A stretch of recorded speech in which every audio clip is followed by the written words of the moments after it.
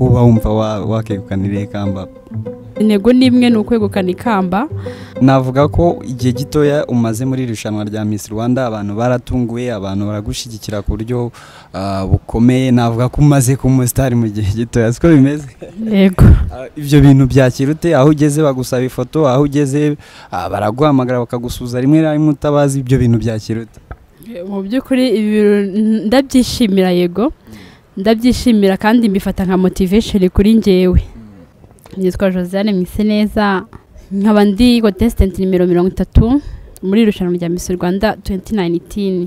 Ugeze imyiteguro yo kujya muri bootcamp kuko ni muzagenda ejo bundi, birakomeye ku buryo navuga ko birasa naho bikomeye kuko hazajya hataha umwe buri munsi.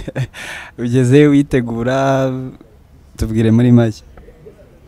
Muri make ndi kwitegura uko nshoboye, ndimo ndanoza umushinga wanjye, ndimo kandi no kugerageza kwibutsa yenda ubuzima bwo muri internet, kuko mbona ari nko muri internet nsubiye.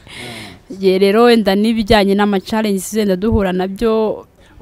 Ukomeje ku mushinga, ibutsa abadukurikiye umushinga wawe muri make.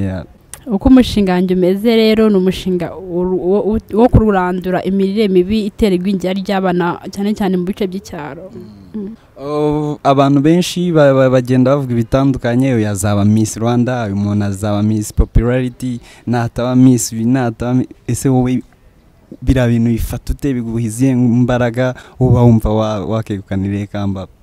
Intego nimwe ni ukwegukana ikamba, ariko nanone byashoboka ni byiza cyane, nabyo nifuza. Bitanashobotse kandi nabwo nabyihanganira.